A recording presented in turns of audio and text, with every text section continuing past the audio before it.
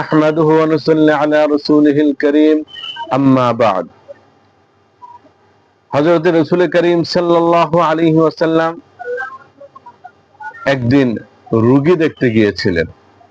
অসুস্থ ব্যক্তিকে দেখে বললেন, তুমি আল্লাহ রাব্বুল আলামিনের কাছে কি প্রার্থনা করেছো, কি চেয়েছো? তখন অসুস্থ ব্যক্তি বলে, ইয়া রাসূলুল্লাহ, আমি আল্লাহ তাআলার দরবারে এভাবে প্রার্থনা করেছি, দোয়া করেছি যে, হে আল্লাহ, যদি তোমার ইচ্ছা থাকে আমাকে আখিরাতে শাস্তি দেওয়ার, তাহলে আখিরাতে শাস্তি না দিয়ে তুমি আমাকে দুনিয়াতে শাস্তি দিয়ে দাও। তখন রাসূল সাল্লাল্লাহু আলাইহি ওয়াসাল্লাম বলছেন, তুমি এমন করে দোয়া করা ঠিক করনি।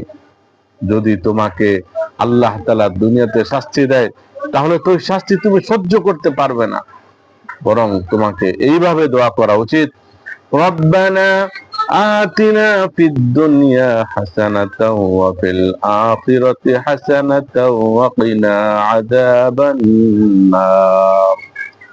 হে আমাদের রব, আমাদেরকে দুনিয়া এবং আখিরাতের কল্যাণ দাও, জাহান্নামের শাস্তি থেকে রক্ষা করো।